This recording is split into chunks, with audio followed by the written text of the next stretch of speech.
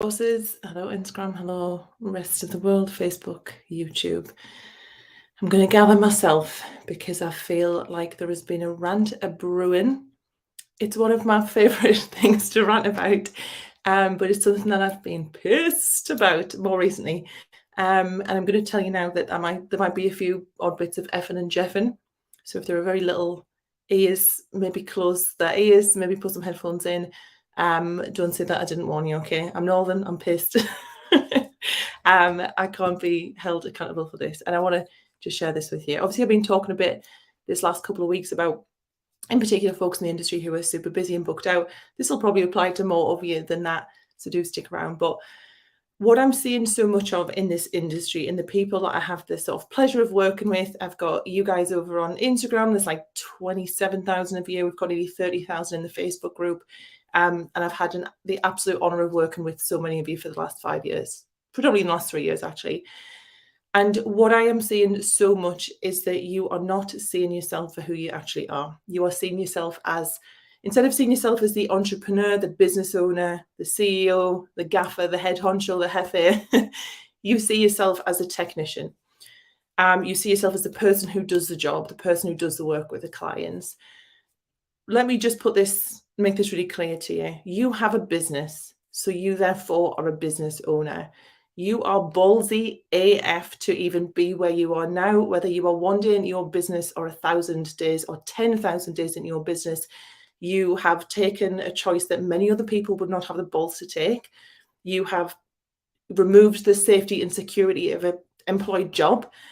You know, we absorb a lot of the thoughts and beliefs from people who are in employment, and we forget that they are from the safety and security of a salary job with paid holiday, with pension, with national insurance, with their tax taken care of, with paid holiday. If they get sick, if their kids get sick, they can take time off and that is covered. Okay, so be really mindful when you are comparing yourself to them or you are letting their ideas become your ideas.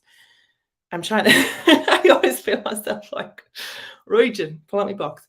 It's also incredibly hot here, so if I'm, shiny, this is why. So where on earth did you get this idea that you are only or just anything? I'm really obsessed with wording and semantics, and I will absolutely call you out. I will call my coaching clients out if I hear you saying words as it relates to yourself, like just, only, little old me, just me, little one woman band, or whatever that is. I don't think that referring to yourself in these words like just and only came from you. It's only your sort of deepest, truest, most authentic self anyway. I think that it comes from society, who paints us out to be dropouts, thickos, people who failed academically and are doing this as some sort of backup plan because we have no other options. I think that this comes from parents who looked panicked or even disappointed when you told them that this is what you wanted to do for a career, from your school, who used our job titles as a cautionary tale of what could happen to you if you don't stick in school, if you do not do well. This is where you will end up. And from the industry, even our very own industry, where 86% of us are women, yet it is still absolutely a bloody boys' club at the top. The household names. You go away tonight and you ask someone not in this industry, so whether it's your partner, your parent, friend, family member, sister, brother, your best mate, go in the group chat and ask them now, who are the most famous, insert what you do. For example, who are the most famous hairdressers you can think of? I asked a family member and straight away, Nikki Clark, John Frieda, Tony and Guy, Vidal Sassoon. What's the commonality there? Let me give you a sec. Let me grab a drink quick. So we see the household names, the people with the multi-million pound product lines, the people whose names are across the shelves in Boots and Superdrug, the salons that were bankrolled by millionaire investors, the people up on stages, the people doing photo shoots, the people winning awards, the industry darlings, all taking care of each other. Well, cover young ears, fuck that. Like, absolutely, I am not here for this anymore. I have not been here for this for many years. And I would invite you to not be with this with me.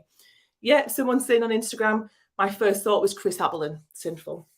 Exactly this. And it's not sinful for you. It is literally the case. So no doubt we struggle to think of people, these examples. Sometimes we can think of it from within the industry, but I would argue they are not a household name until someone outside of the industry knows who they are. And not that that means success. I think success means different things to different people, but I think that's a fair kind of measure across the board. If someone is successful, incredibly successful, if, you know, your auntie who has never picked up a pair of scissors in her life can, you know, name who that person is. So I am sick to the freaking back teeth of seeing these brilliant, ambitious, incredibly bloody hardworking women bending over backwards, killing themselves for the businesses with no fanfare, no recognition, no fancy dinners thrown in that honour. In fact, you're lucky if dinner's even bloody made when you come home. You're lucky if you don't have to make dinner yourself after grafting your absolute backside off. Jess, I'm glad that you needed to hear this today. I'm glad that you're here and you are hearing it right now. All I see these people dealing with is one-sided sacrifice. Give, nothing in return. Burnout, falling out of love with your business, neglecting yourself and the things that actually make your life feel enjoyable. But there is a caveat, as there is always a caveat with me. There is grey area, there is nuance. And like I always say, this is about fault versus responsibility, right? It is not your fault. It is not my fault that the industry is stacked against you as you climb up that ladder. That is absolutely not your fault. However, it is your responsibility to take up space, to advocate for yourself and to advocate for other people, to explore your potential, to tap into your potential, to push your potential to the absolute max to where it can go to claim the success that you are entitled to, the business that you're entitled to, the freedom that you're entitled to. But no one is going to come and do this for you. They will do it with you. I am happy to do this alongside you, but no one is going to do this on your behalf. There is no knight in shining armor. This is not a Disney film. There is no one going to come and, you know, climb up our ponytail and rescue us and save the day. You have got to make this decision for yourself. Okay? There is so much more available to you than what your current sort of understanding or paradigm or reality is in this day-to-day that you're working in, especially if you're jam-packed working up to the eyeballs. There is more available to you than a business that feels more like a prison than a vehicle for freedom, which is what I think it actually should be, your business. Rockstar clients who love what you do, who respect your boundaries, who are willing to pay for your expertise, treat you with utmost respect. Working hours that suit your lifestyle and the life that you want and the goals that you've got. An income that makes you feel financially safe, that gives you more comfort and that gives you choice in your day-to-day life. Money does not make you inherently happier, but bloody hell, it makes life easier. It gives you much more choice, much less stress. If your boiler breaks, your car breaks, the shit doesn't hit the fan. You can manage, you're okay. And you've got more choice, more autonomy, more freedom, you know, less pressures from elsewhere. More time is available to you so you can explore those opportunities, but explore them from a place of clarity, from safety, rather than trying to do them stacked on top of everything else from this really hectic mindset, firefighting, making poor decisions because you're making them, you know, from the eye of a storm. It is all waiting for you. Trust me, it is all waiting for you, but you have to step up. You have to come and claim it, okay? So let me just check up on the comments because it's been popping off. I thought this one might be fun for you. Right, who we got? Jess needed to hear this today. Rachel saying hi. Roxanne, hi. Mo Delaney, MUA. I'm currently rebranding and renovating my salon and feeling rubbish. Needed this as always. Take whatever you need. Watch this 20 times if you need to. I'll put it on the feed. Daisy Nails wanted to be a hairdresser at 16, and my dad says that I wasn't a quote-unquote thicko, so I couldn't do it. He refused.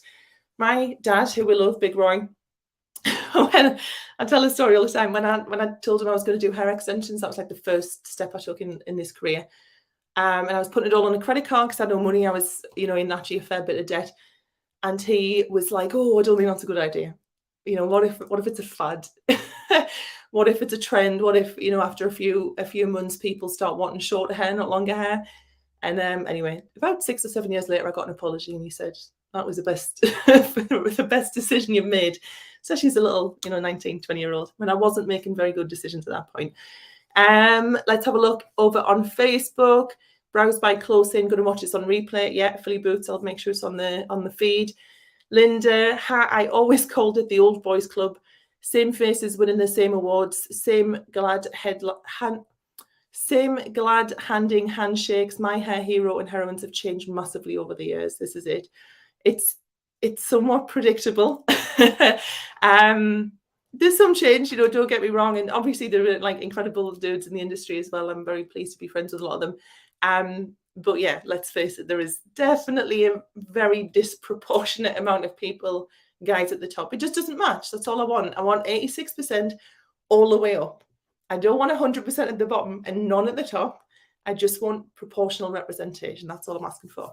So soapbox is trying to go away.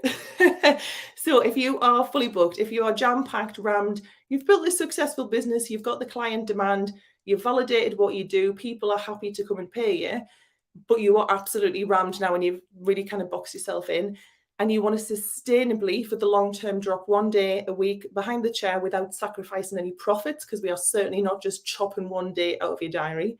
That would be very stressful. DM me the word busy and I will show you how we can work together. Cool. Let's have a look. My mum actually wouldn't let me go and do beauty in college. I took my first course at 19, went full force. While in school, working full time, I also got an apology when I opened my salon. Isn't it funny that we get the apologies a little while later? I'm really proud of you that you did that, and that you did, that you were that sort of defiant youngin, as we are. And let's be that. Let's be our 19-year-old selves going, screw you. I know what I'm doing. I'm going to make the best of this situation, okay? You didn't come this far to come this far. I've got you back. I see potential in you. You're absolutely going to smash it, but you need to make the decision yourself to step out of this mindset of, I'm just this, I'm only a hairdresser, just little old me. I only work from home, I don't have a salon, I'm only mobile. And you have to claim what is rightfully yours and the success that you have worked incredibly hard to deserve. Wonderful. Right, I'm going to love you and leave you. That was a really fast one for me. I'm getting better at these. Right, I'll catch you in a bit. I'll stick it on the feed, but do please let us know in the comments what you think, if you agree, if you've got a different point of view, and I'd love to continue the conversation. Right, I'll catch you in a bit, bosses. See you soon.